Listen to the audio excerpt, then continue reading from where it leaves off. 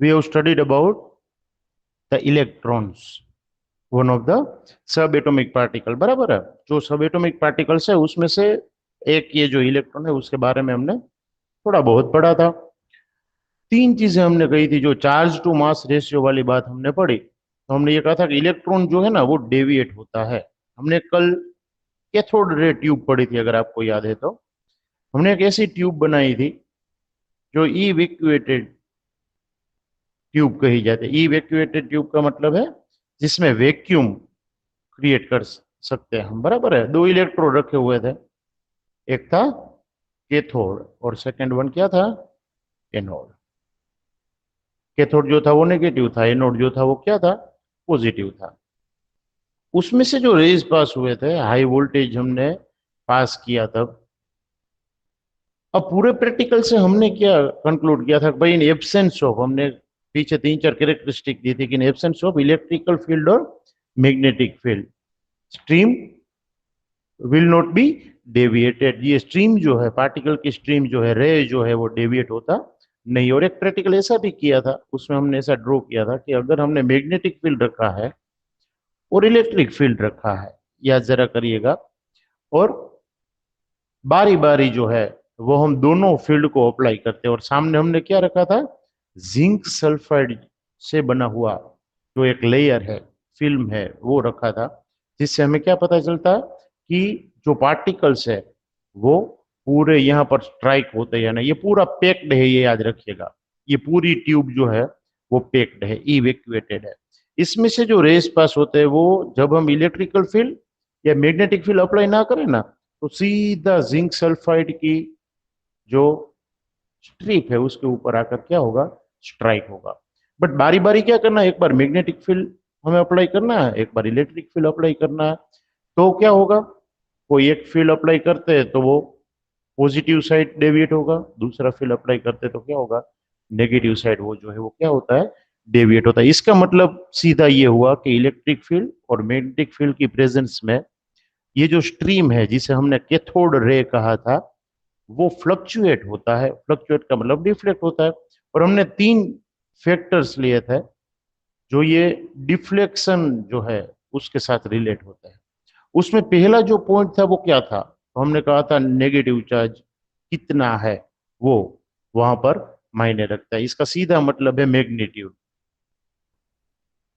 Magnitude of negative charge present on particle. यहां पर electron, ये पार्टिकल कौन सा है, तो इलेक्ट्रॉन है। सेकेंड फैक्टर जो था, डिफ्लेक्शन ज्यादा होगा या कम, वो किसके ऊपर डिपेंड करता है, तो सेकेंड हमने क्या कहा था, मास ऑफ दैट पार्टिकल।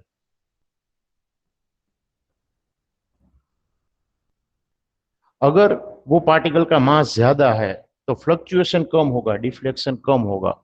और मास अगर ज्यादा है तो मतलब हमने कहा कि इनवर्सली प्रोपोर्शनल है, मास ज्यादा तो फ्लक्चुएशन कम, और मास कम तो फ्लक्चुएशन क्या होगा, ज्यादा होगा। And third one, an important one, intensity of applied field,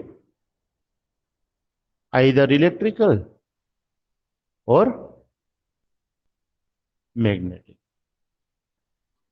आपने जो बारी बारी फील्ड अप्लाई किया, चाहे वो इलेक्ट्रिकल फील्ड हो या मैग्नेटिक फील्ड हो, वो अगर स्ट्रॉन्ग है, अप्लाइड मैग्नेटिक फील्ड या अप्लाइड इलेक्ट्रिकल फील्ड, तो वो पार्टिकल का फ्लक्चुएशन जो है, डिफ्लेक्शन है, वो भी क्या होगा, ज्यादा होगा, ऐसा हमने कहा था। बराबर है। ये पूरा प्रैक्टिकल पूछा नहीं जाता है, खास याद रखो। ये सिर्फ हमारी इंफॉर्मेशन के लिए है कि इलेक्ट्रॉन का चार्ज कितना है, और इलेक्ट्रॉन नेगेटिव चार्ज है और फ्लक्चुएट होता है किससे, मैग्नेटिक फील्ड और इलेक्ट्रिकल फील्ड से। वो प्रूव करने के लिए प्रैक्टिकल है। और किसने ये सबसे पहले किया था, तो हमने कहा जे जे थॉमसन ने ये जो चीज है वो प्रैक्टिकली प्रूव करके दिखाई थी। उसने चार्ज जो प्रेजेंट है इलेक्ट्रॉन्स के ऊपर वो, और इलेक्ट्रॉन के मास का जो है वो रेशियो ढूंढा था कि भाई पर 1 किलोग्राम आप इलेक्ट्रॉन लेते हो, 1 kg इलेक्ट्रॉन है, तो उसका चार्ज कितना आता है पर केजी, वो इलेक्ट्रॉन का चार्ज कितना होता है। ये ई जो है वो चार्ज, और एम ई जो है वो मास है इलेक्ट्रॉन का, ये याद रखिएगा। तो पर किलोग्राम उसने कहा ढेर सारे एक्सपेरिमेंट के बाद ये पता चला कि 1.7588 इंटू 10⁻11 कूलम चार्ज है ना, वो कूलम में मेजर होता है। कूलम भी एक साइंटिस्ट का नाम है, याद रखिएगा। इतने कूलम पर केजी जो है वो चार्ज इलेक्ट्रॉन के ऊपर प्रेजेंट होता है। मतलब 1 kg इलेक्ट्रॉन्स अगर हम लेते हैं तो चार्ज कितना आता है? 1.7588 इंटू 10⁻11 कूलम जितना चार्ज जो है वो आता है। वो हमें याद रखना है, बराबर है। ये जो इलेक्ट्रॉन्स है वो नेगेटिवली चार्ज है, तो एक इलेक्ट्रॉन का चार्ज कितना, वो भी क्वेश्चन वर्क। भाई ये तो पर केजी 1 kg आप इलेक्ट्रॉन लेते हो तो इतने कूलम चार्ज आता है।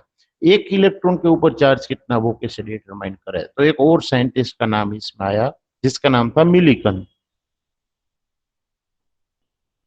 उसने एक एक्सपेरिमेंट किया जिसका नाम है ऑयल ड्रॉप एक्सपेरिमेंट।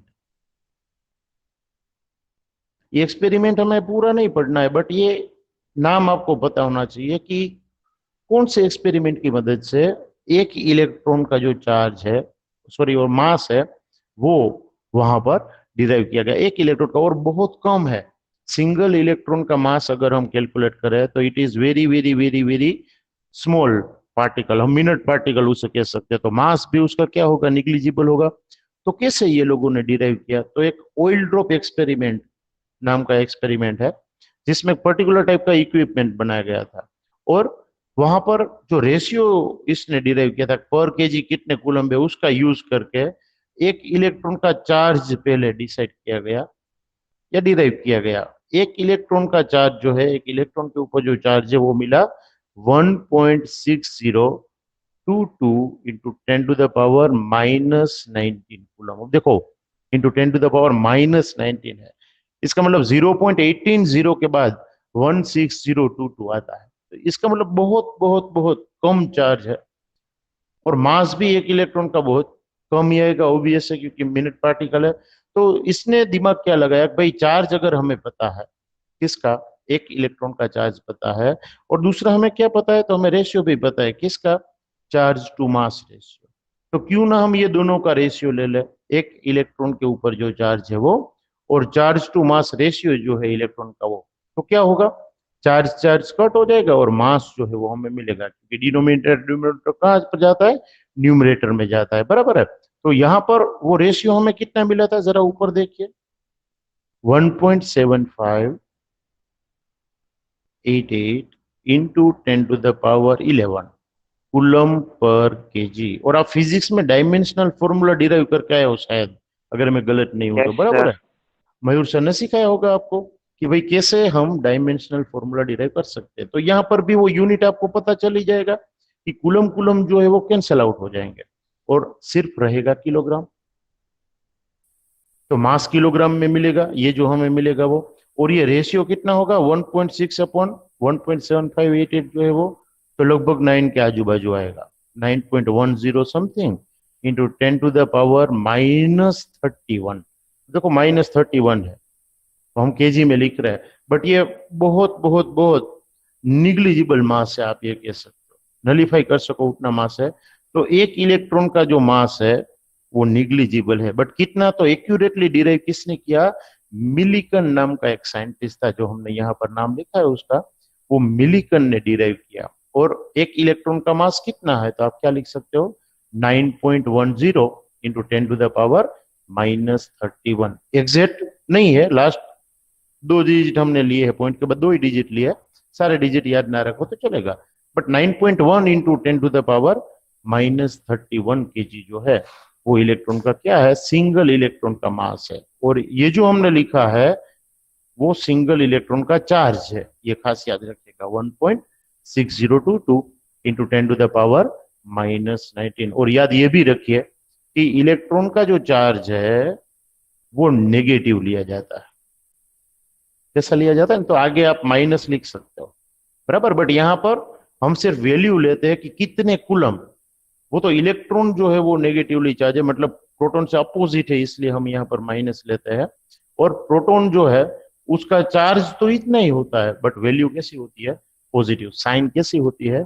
पॉजिटिव। तो खास याद रखिएगा, इलेक्ट्रॉन और प्रोटॉन दोनों के ऊपर चार्ज की वैल्यू सेम है, 1.6022 into 10⁻⁻19 coulomb. But electron negative दिखाया जाता है और प्रोटॉन पॉजिटिव साइन से दिखाया जाता है, दोनों एक दूसरे से अपोजिट है। ये पूरी जो चीज हमने कल के लेक्चर में और अभी तक जितना पढ़ा वो पूरा का पूरा इलेक्ट्रॉन के बारे में हमने पढ़ा। अब हम जो पॉइंट लेने जा रहे हैं वो एग्जैक्ट इससे अपोजिट है। अपोजिट है मतलब आपको समझ में आया होगा मैं कौन सी चीज की बात कर रहा हूं, और ये होगी प्रोटॉन। प्रोटॉन। हाँ, तो ये डिस्कवरी जो है वो प्रोटॉन के बारे में क्या क्या है, एकदम 3 या 4 पॉइंट में ही हमें खत्म कर देना है, कोई बहुत लंबी बात नहीं करनी है। बट ये डिस्कवरी ऑफ प्रोटॉन जो है, और न्यूट्रॉन है, न्यूट्रॉन तो न्यूट्रल है, और हम सिर्फ इलेक्ट्रॉन प्रोटॉन के बारे में ज्यादा ध्यान देने वाले हैं। यहाँ पर बिल्कुल उल्टा एक्सपेरिमेंट किया गया। आगे हमने पूरा एक्सपेरिमेंट पढ़ा कि कैथोड रे ट्यूब ली गई, तो सेम ही एक्सपेरिमेंट किया गया बट अपोजिट वैल्यू से। मतलब क्या है कि इलेक्ट्रिकल डिस्चार्ज ट्यूब तो ली गई और उसमें इलेक्ट्रिक डिस्चार्ज जो है वो किया गया, मतलब हाई वोल्टेज जो है वो प्रोवाइड किए गए। वहां पर भी एक इवेक्यूएटेड ट्यूब ली गई, वैक्यूम पंप से जो है वो वैक्यूम क्रिएट किया गया, दोनों तरफ इलेक्ट्रोड भी रखे गए, हाई वोल्टेज के लिए इलेक्ट्रिसिटी भी दे दी गई। बट हुआ क्या, मतलब चार्ज जो है वो अपोजिट रखे थे, तो हुआ क्या कि आगे वाले एक्सपेरिमेंट में कैथोड की ओर से जो पार्टिकल्स है वो लिबरेट होते थे। यहां पर जो है वो कौन सी ओर से, एनोड जो है उस तरफ से, मतलब पॉजिटिव वाला जो पोर्शन है उस तरफ से पॉजिटिव चार्ज वाले पार्टिकल्स जो है वो एमिट होना शुरू हुआ है। इसका मतलब एग्जैक्ट अपोजिट फिनोमिनन जो है वो वहां पर अकर हुई। बराबर है। एनोड जो है वो पॉजिटिव, कैथोड जो है वो क्या लेना है, नेगेटिव लेना, ये याद रखिए। और ये जो रेज मिले हमें, पुराने वाले रेज को क्या नाम दिया था भाई, जो कैथोड टू एनोड जा रहे थे उसे हमने क्या नाम दिया था, कैथोड रेज। बराबर है, कैथोड से एनोड जा रहे हैं इसलिए हमने कैथोड रेज जैसा नाम दिया था। यहां पर उल्टा है, तो एनोड रेज नहीं बट इसे नाम दिया गया canal raise.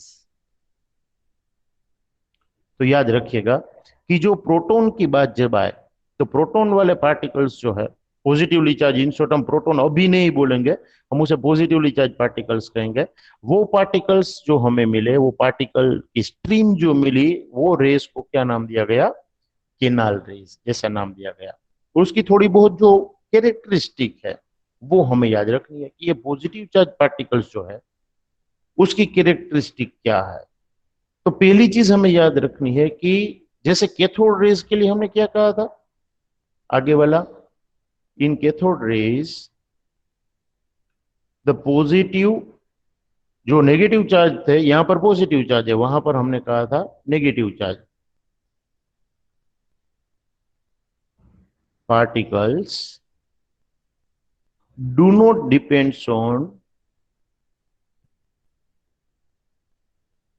Nature of gas. ये कौन सा गैस है भाई, कोई याद करवाएगा, मैंने कल याद रखने के लिए कहा था। फोस फोस फोस्फोरोसेंट नहीं, आप जो बोलना चाहते हो वो वर्ड क्या है, फोस्फोरोसेंट। वो गैस नहीं है, वो तो वो स्क्रीन है जो ग्लो होती है जब वो पार्टिकल स्ट्राइक हीलियम। करते थे।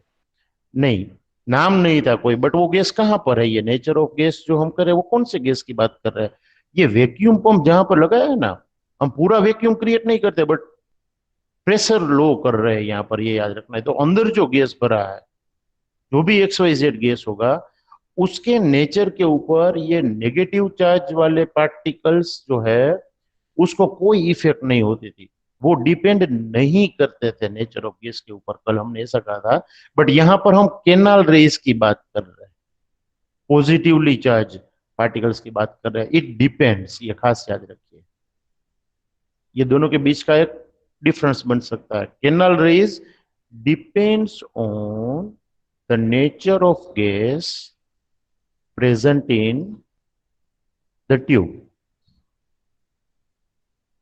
कौन सी ट्यूब, तो इवेक्यूएट ट्यूब।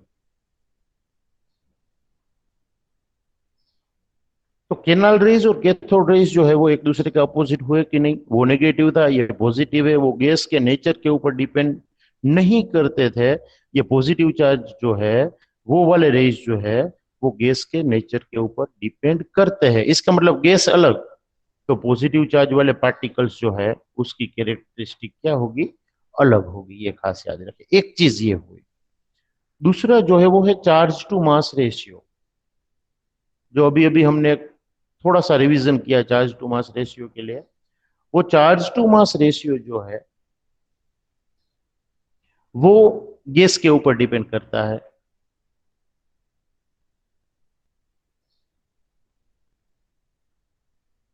और ये कौन सा गैस, तो जो ट्यूब में गैस है जिसमें से ये पार्टिकल्स ओरिजिनेटेड है। ओरिजिनेटेड मतलब वो वहां पर प्रोड्यूस हुए वो गैस में से, क्योंकि गैस मतलब कोई ना कोई एलिमेंट वहां पर होगा, बराबर है। वो एलिमेंट जो है उसमें से वो पार्टिकल जो है वो प्रोड्यूस हुए होंगे। तो वो गैस के नेचर के ऊपर डिपेंड करता है।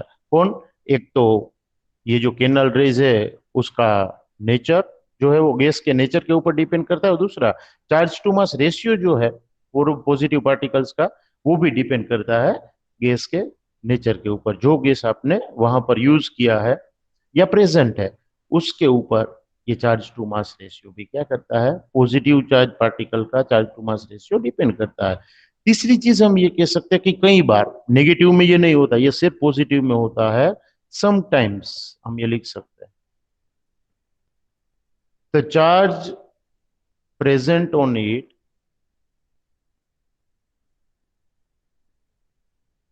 may be in the multiple of fundamental charge. What does it mean by, एक पार्टिकल का जो चार्ज है, जो हमने कहा था 1.6022 into 10 to the power -19 coulomb, जो इलेक्ट्रॉन के लिए लिया था वही प्रोटॉन के लिए, सिर्फ फर्क क्या है, इलेक्ट्रॉन के लिए नेगेटिव चार्ज लेते हैं और प्रोटॉन के लिए कैसा लेते हैं, पॉजिटिव चार्ज लेते हैं। But sometimes when we are measuring that thing, sometimes what happen, the charge will be in the multiple of fundamental charge। मतलब जो 1.6022 into 10 to the power -19 coulomb वाला चार्ज है उसके मल्टीपल में मिलता है, मतलब 2 गुना, 3 गुना, 4 गुना। कई बार एक्सपेरिमेंट के दौरान ये चीज देखी जाती है, ये पॉजिटिव चार्ज वाले पार्टिकल्स में देखी जाती है, तो उसकी कैरेक्टरिस्टिक में हम ले सकते हैं, बराबर है। और लास्ट वन, इसका जो बिहेवियर है पॉजिटिव पार्टिकल्स का, किस में, मैग्नेटिक एंड इलेक्ट्रिकल फील्ड के अप्लाई करने पर।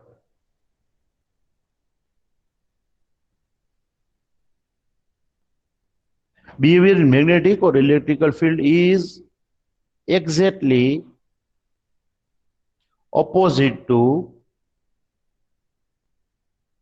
विच थिंग। अब आपको पता होगा किससे एग्जैक्टली ऑपोजिट होगा, तो वो होगा कैथोड रे पार्टिकल से, बराबर है, क्योंकि वो नेगेटिव है और ये पार्टिकल्स कैसे है, पूरे के पूरे पॉजिटिवली चार्ज है, तो उसका जो बिहेवियर है वो भी कैसा होगा, एग्जैक्टली अपोजिट है। फॉर एन एग्जांपल, वो इलेक्ट्रॉन वाले पार्टिकल्स जो है नेगेटिवली चार्ज पार्टिकल्स है, वो मैग्नेटिक फील्ड में अगर अपवर्ड जो है वो माइग्रेट हो रहे हैं, तो ये वाले पार्टिकल्स कहां पर माइग्रेट होंगे, तो डाउनवर्ड माइग्रेट होंगे। अगर सेम कंडीशंस आपने अप्लाई की है, तो इलेक्ट्रिकल फील्ड अप्लाई करने पर अगर वो negative particles left hand side में माइग्रेट होते हैं, मूव होते हैं, तो ये पॉजिटिवली चार्ज कहां पर होंगे, राइट हैंड साइड में होंगे। मतलब एग्जैक्ट अपोजिट फिनोमिनन जो है वो आपको ये दोनों के बीच में देखने को मिलेगी, ये खास याद रखें। और ये इतनी प्रॉपर्टी पजेस करने वाले जो पॉजिटिव पार्टिकल्स मिले उसका नाम क्या दिया गया, प्रोटॉन।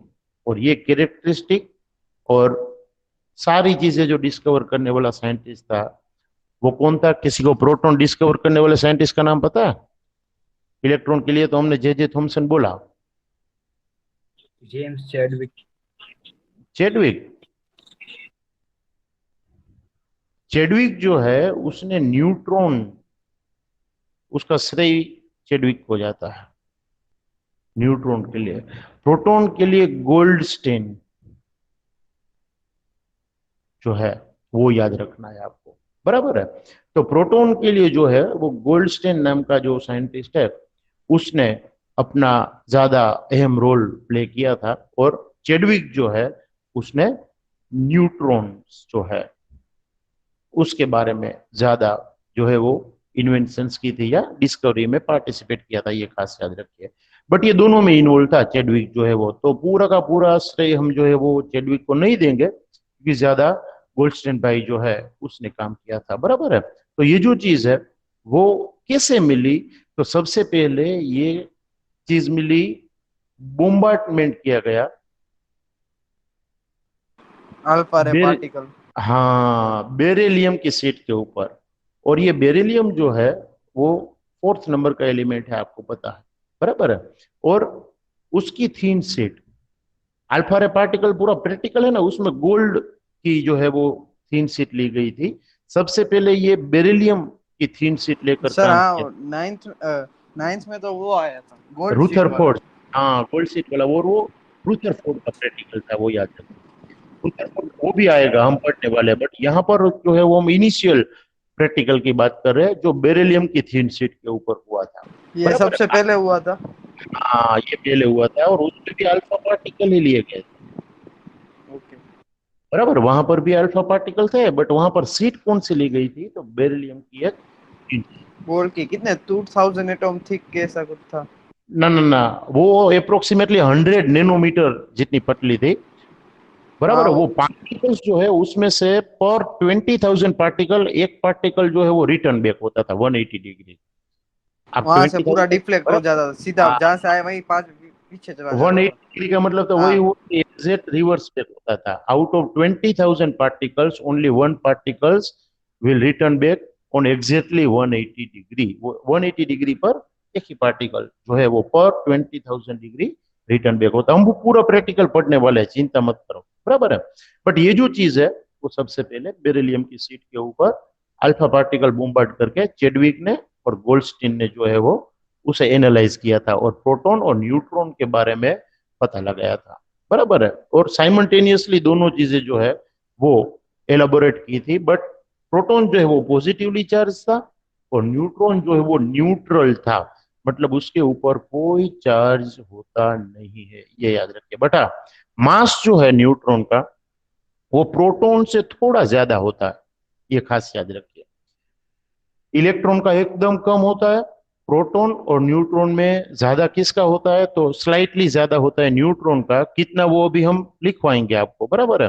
बट ये चार्ज जो है वो इलेक्ट्रॉन प्रोटॉन दोनों का सेम होता है, बट उसकी साइन अलग होती है। इलेक्ट्रॉन का नेगेटिवली चार्ज होता है, और प्रोटॉन के ऊपर पॉजिटिव चार्ज होता है। बाकी वैल्यू जो है वो दोनों की सेम होती है, और न्यूट्रॉन्स के ऊपर कोई चार्ज होता नहीं है, वो पूरा का पूरा न्यूट्रल है, मतलब ना तो पॉजिटिव चार्ज ना तो नेगेटिव चार्ज। अगर आपको लिखना है तो आप ऐसे लिख सकते हो कि भाई प्रोटॉन, इलेक्ट्रॉन एंड न्यूट्रॉन, उसमें प्रोटॉन जो है उसकी चार्ज की value 1.6022 into 10 to the power -19, but वो प्लस। इलेक्ट्रॉन है तो वो माइनस चार्ज आएगा, 1.6022 इंटू 10 टू द पावर -19। और न्यूट्रॉन के ऊपर चार्ज होता है 0। ये बात हम सिर्फ चार्ज की कर रहे हैं, और ये भी चार्ज कैसा, तो एब्सोल्यूट चार्ज। एब्सोल्यूट मतलब एग्जैक्ट वैल्यू है ये, बराबर है।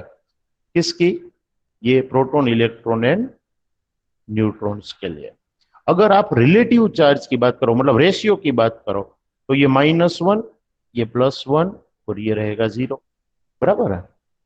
अगर हम रिलेटिव चार्ज की बात करें तो ये दोनों 1:1 ही है रेशियो इसका, बट ये माइनस है और ये क्या है, प्लस है। सिर्फ इसका इतना फर्क होगा। मास की बात करें, केजी में अगर मास आप मेजर करते हो, तो प्रोटॉन का मास कितना होता है, तो 1 प्रोटॉन में प्लस आएगा, मैंने उल्टा लिखा यहाँ पर, और यहाँ पर इलेक्ट्रॉन में क्या आएगा, माइनस। रिलेटिव में मास की अगर हम बात करें तो 1.67 into 10 to the power -27 kilogram, क्योंकि ऊपर ही मैंने यूनिट लिख दिया। और यहाँ पर जो नेगेटिव है ये एनोमलसली कम है, 9.1 इंटू 10 टू द पावर -31, जैसे आगे हमने एक्सपेरिमेंट में डिराइव किया था रिवीजन के टाइम। तो 9.1 into 10 to the power -31 KG एक इलेक्ट्रॉन जो है उसका मास हमें देखने को मिलेगा। और न्यूट्रॉन के लिए मैंने अभी अभी कहा प्रोटॉन से स्लाइटली ज्यादा है, तो ये 1.67 ही अगर 2 डिजिट में हम लिखते हैं तो ये दोनों सेम ही लगेंगे आपको, बट थर्ड फोर्थ डिजिट है उसमें ये वेराई होता है। शायद यहाँ पर 2.6 आता है प्रोटॉन के टाइम पर, और इसकी बात करें तो 4 समथिंग आता है अगर हम न्यूट्रॉन का मास जो है वो लेते हैं। इसका मतलब स्लाइटली बहुत कम डिफरेंस है दोनों के बीच में, बट ये डिफरेंस काफी डिफरेंस है, तो न्यूट्रॉन है वो स्लाइटली ज्यादा है, वो याद रखिएगा। बराबर है। ये बात हुई मास की, ये बात हुई रिलेटिव चार्ज की, और ये एब्सोल्यूट चार्ज है, याद रखना जरूरी नहीं है, बट इलेक्ट्रॉन का चार्ज आपको याद रखना पड़ेगा, एब्सोल्यूट वाला। ये कई बार काम में आएगा कि इलेक्ट्रॉन का चार्ज कितना होता है, तो आपको लिखना है 1.602 इंटू 10⁻⁻19, और अगर साइन की बात हो तो वो नेगेटिव साइन पजेस करता है। इतनी चीजें जो है वो सब एटॉमिक पार्टिकल्स के बारे में आपको सिखाई जाती है। बराबर है। अब जो मेन पोर्शन है वो शुरू होता है कि सब एटॉमिक पार्टिकल्स जैसी कोई चीज है, क्योंकि हम पढ़ रहे हैं स्ट्रक्चर ऑफ एटम, तो स्ट्रक्चर ऑफ एटम पढ़ने से पहले उसके अंदर क्या क्या है ये जानना जरूरी था। तो कई सारे पार्टिकल्स प्रेजेंट होते हैं, उसमें से मेन पार्टिकल्स हमने देखे कौन कौन से, इलेक्ट्रॉन, प्रोटॉन एंड न्यूट्रॉन। बाकी भी होते हैं, मेसॉन्स होते हैं, पॉजिट्रॉन्स होते हैं, न्यूट्रिनोस होते हैं, ऐसा हमने कहा था। बट तीन चीजें मेन है, ये मेन सब एटॉमिक पार्टिकल्स गिने जाते हैं, कौन कौन, इलेक्ट्रॉन, प्रोटॉन एंड न्यूट्रॉन्स। बराबर। अब क्वेश्चन सबसे बड़ा ये है कि चलो पता चल गया कि एटम के अंदर क्या है, अब बात आती है उसका स्ट्रक्चर। बराबर है। जो टाइटल है चैप्टर का वो अभी हमें परेशान कर रहा है कि भाई स्ट्रक्चर ऑफ एटम क्या है। तो स्ट्रक्चर ऑफ एटम डिराइव करने के लिए कई सारे साइंटिस्ट ने ट्राई की। बराबर है। उसमें सबसे पहले तो जो जे थॉमसन का नाम हमने लिया, वो जे थॉमसन जिसने इलेक्ट्रॉन के बारे में हमें बताया था, वही जे थॉमसन ने एक मॉडल लिया जिसे थॉमसन्स एटॉमिक मॉडल कहा जाता है, ये याद रखिएगा। बराबर है। तो सबसे पहले ये पार्टिकल्स कैसे अरेंज हुए हैं वो बताने की ट्राई किसने की, एक एटॉमिक मॉडल देकर जे थॉमसन ने ये जो काम है वो शुरू किया। लगभग 1898 से 1900 के बीच में उसने एक कंक्लूजन दिया। उसने भी कई सारे एक्सपेरिमेंट किए होंगे, कोई ना कोई हाइपोथेसिस भी रखी होगी, बट उसने ये प्रपोज किया कि जो एटम है वो स्फेरिकल शेप वाला होता है, लाइक वाटरमेलन। बराबर है। आपने देखा है वाटरमेलन, कोई भी एंगल से देखो वो आपको राउंड दिखेगा, जिसे हम स्फीयर कहते हैं। तो सबसे पहले इसने क्या कहा जे थॉमसन ने कि भाई एटम जो है वो होता है स्फेरिकल इन शेप। दूसरी बात, उसकी रेडियस जो है, मतलब उसके एग्जैक्ट सेंटर से आउटर मोस्ट सरफेस तक का जो डिस्टेंस है वो लगभग 10⁻⁻10 मीटर है। ऐसा उसने मेजर करके दिखाया कि भाई एटम जो है वो 10⁻⁻10 मीटर जितनी रेडियस जो है वो पोजेस करता है। उसके पीछे भी कई सारे क्वेश्चन है, ये एग्जैक्ट ये हम नहीं कह सकते, बट इसने क्या प्रपोज किया कि भाई स्फेरिकल शेप एटम का होता है और रेडियस जो है वो कितनी होती है, 10⁻⁻10 मीटर होती है। और तीसरी और सबसे अलग बात इसने ये कही कि ये स्फेरिकल शेप में, मतलब ऐसे स्फीयर में जो पॉजिटिव चार्ज है वो यूनिफॉर्मली डिस्ट्रीब्यूटेड होता है, वाइल नेगेटिव चार्ज जो है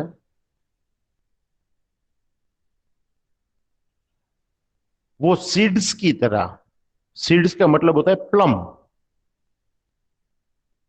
कहीं कहीं बीच बीच में यूनिफॉर्मली डिस्ट्रीब्यूटेड होता है। इसका मतलब हम एक ऐसा ड्राइंग कर सकते हैं, जैसे वाटरमेलन को आप काटते हो तो बाहर से ऐसा ग्रीन लेयर दिखता है आपको, बराबर है, बीच में थोड़ा व्हाइटिश चीज आती है और बाकी का पूरा राउंड है वो आपको कैसा दिखता है, रेड। और ये जो चीज है, ये रेड पोर्शन आपको जो दिख रहा है, ये थॉमसन का कहने का मतलब ये था कि पॉजिटिव चार्ज जो है वो इस तरीके से यूनिफॉर्मली डिस्ट्रीब्यूटेड होता है, मतलब वो पूरे एटम में यूनिफॉर्मली डिस्ट्रीब्यूटेड होता है। जो पॉजिटिव चार्ज है वो। बट उसने ये भी कहा कि जो नेगेटिव चार्ज है, मतलब कि जो इलेक्ट्रॉन है, वो इलेक्ट्रॉन बीच बीच में कहीं, जैसे वाटरमेलन में सीड होते हैं ना, वैसे इलेक्ट्रॉन्स बीच बीच में यूनिफॉर्मली डिस्ट्रीब्यूटेड होते हैं। ऐसा नहीं कि सारे इलेक्ट्रॉन एक तरफ, सारे प्रोटॉन एक तरफ। बट पॉजिटिव चार्ज का मतलब प्रोटॉन, ये हमें अब याद रखना है क्योंकि हमने सब एटॉमिक पार्टिकल्स पढ़े। बट ये जो जे जे थॉमसन था, उसने क्या कहा कि वाटरमेलन की तरह या प्लम की तरह, प्लम मतलब सीड्स, पहले भी मैंने कहा, ये रेड पोर्शन जो है वो यूनिफॉर्मली डिस्ट्रीब्यूटेड है, मतलब पॉजिटिव चार्ज। और ये जो सीड्स दिख रहा है वो इलेक्ट्रॉन्स है, मतलब negative charge particles are uniformly distributed among that positive charge.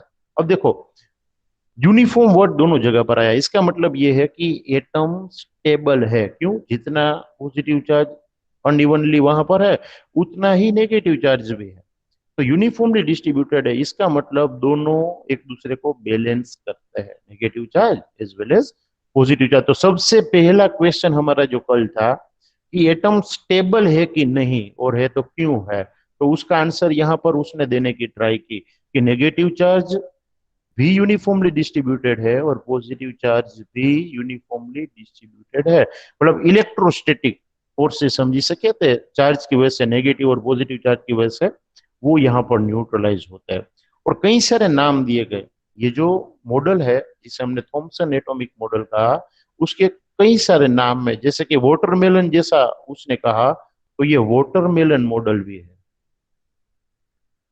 Plum की बात इसमें आई तो इसे प्लम पुडिंग भी कहा जाता है, और रेजिन पुडिंग भी कहा जाता है। बट हम इसे थॉमसन एटॉमिक मॉडल के नाम से जानेंगे, जिसमें ये जो रेड पोर्शन है, बराबर है, वो क्या है? तो रेड पोर्शन है वो पॉजिटिव चार्ज है, और जो ये वायलेट मैंने दिखाया है बीच में सीड्स की तरह, वो क्या है? इलेक्ट्रॉन से, ऐसा उसने कहा। मतलब they both are uniformly distributed. और हम इसे क्या कह सकते हैं कि इसका एक इंपॉर्टेंट फीचर ये है ये मॉडल का, कि मास जो है एटम में वो यूनिफॉर्मली डिस्ट्रीब्यूटेड है, ऐसा एज्यूम किया गया है। पूरे एटम में यूनिफॉर्मली डिस्ट्रीब्यूटेड है, तो ओवरऑल न्यूट्रलिटी जो है वो मेंटेन होती है। न्यूट्रलिटी का मतलब है पॉजिटिव चार्ज जो है वो नेगेटिव चार्ज को क्या करता है? न्यूट्रलाइज करता है। ओवरऑल एटम जो है वो न्यूट्रल है, ऐसा हम कह सकते हैं। भले चार्ज दोनों है, पॉजिटिव भी है नेगेटिव भी है, बट ओवरऑल एटम जो है वो कैसा है? न्यूट्रल है। ऐसा किसने कहा? जे जे थॉमसन ने। ये याद रखना, बराबर है। और थॉमसन को, अब बात देखो, आप जानने लायक ये है कि ये जो एटम वाला पोर्शन आप पढ़ रहे हो ना, वो फिजिक्स में भी आएगा। फिजिक्स में भी शायद एटम एंड न्यूक्लियर नाम का एक चैप्टर आएगा, if I am not wrong, 11th में, बराबर है, आपने अगर देखा है तो उसमें सेम चीज आएगी।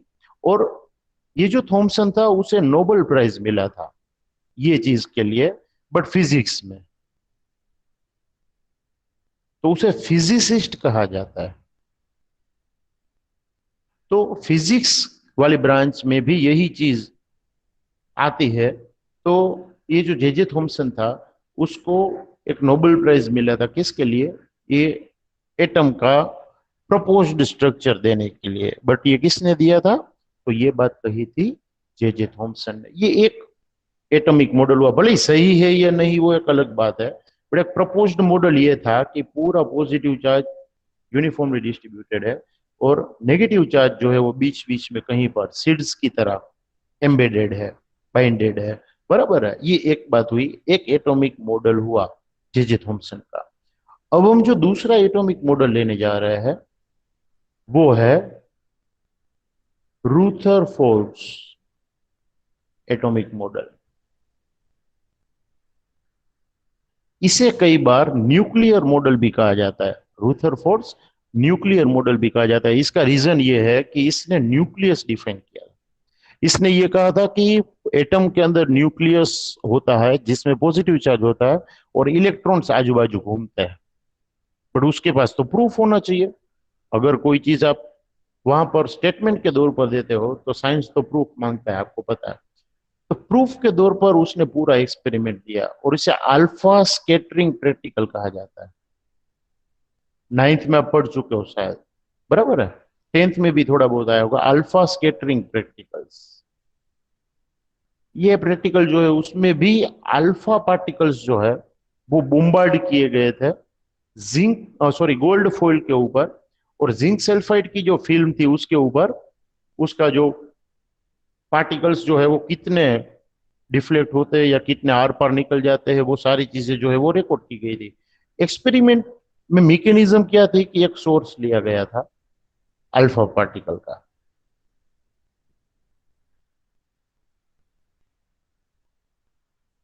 बीच में एक स्लीट रखी गई थी, स्लीट का मतलब है विंडो, और ये स्लीट पूरी बनी थी लीड की, लीड मेटल आती है,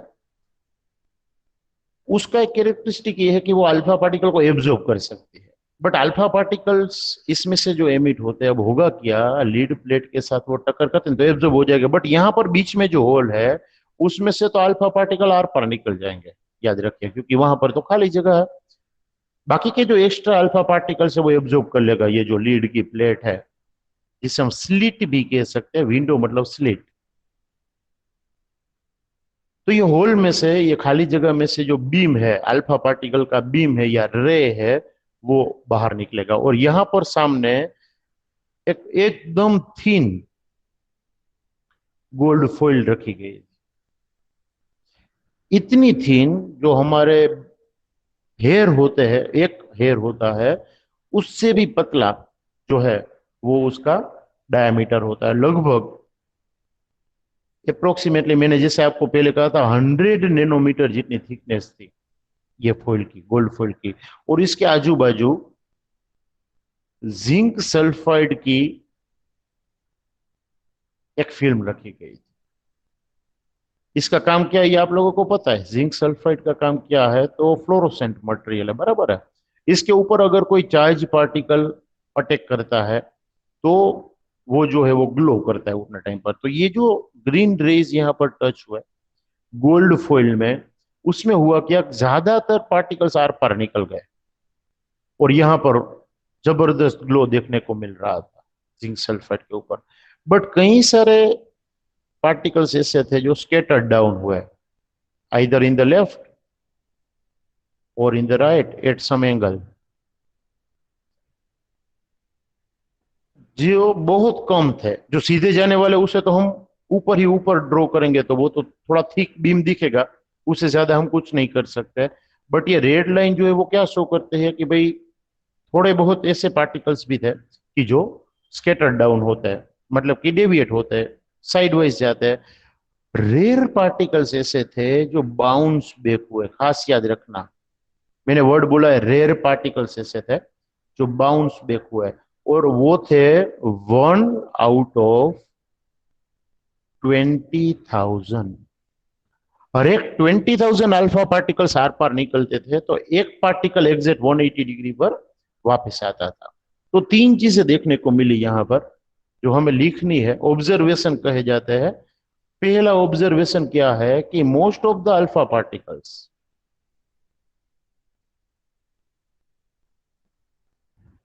are passed through the gold foil. ज्यादातर अल्फा पार्टिकल्स जो है वो गोल्ड फॉइल के आर पार निकल जाता है। दूसरी चीज क्या देखने को मिली कि सम ऑफ देम और a small fraction of them, किसके, अल्फा पार्टिकल्स जो आपने एमिट किए थे वो डिफ्लेक्ट हुए थे एट सम एंगल,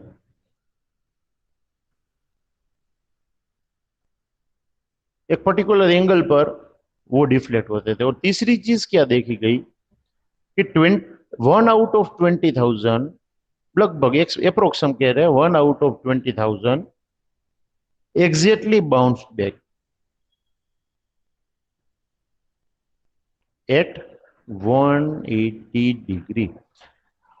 इसका मतलब क्या निकला भाई, तीन ऑब्जर्वेशन तो हो गए कि भाई ज्यादातर पार्टिकल आर पार निकल गए, बहुत थोड़े ऐसे थे जो डिफ्लेक्ट हुए, और रेयर पार्टिकल्स ऐसे थे, मतलब 1 आउट ऑफ 20,000 जो बाउंस बैक हुआ 180 डिग्री पर। तो इसके ऊपर से आप क्या कंक्लूड कर सकते हो तो कंक्लूजन ये निकला, पहला कंक्लूजन ये था, ये ऑब्जर्वेशन के ऊपर से, कि जो रुथरफोर्ड ने किया था, मोस्ट ऑफ द स्पेस जो है, ज्यादातर एटम के अंदर जो स्पेस है इज एम्प्टी, खाली होनी चाहिए, क्योंकि तो ही तो आर पार निकलेंगे ना अल्फा पार्टिकल्स, वरना क्यों निकलेंगे। अगर बीच में कुछ आता है तो वो उसके साथ जो है वो टक्कर करके कोई ना कोई एंगल पर डिफ्लेक्ट होंगे, बट ज्यादातर पोर्शन खाली होना चाहिए, तो उसमें से आर पार या अल्फा पार्टिकल से वो क्या हो जाएंगे, फास्ट हो जाएंगे। बराबर है, तो ये खास याद रखिए, पहला कंक्लूजन क्या है कि most of the space in the atom is empty. Second क्या है कि बहुत कम, मतलब कि वेरी फ्यू जो अल्फा पार्टिकल्स थे वो क्या हुए थे, deflected, few of them were deflected. It means that positively charged particle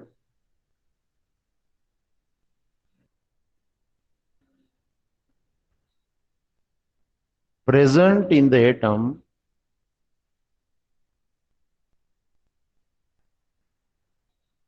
are in a very small region।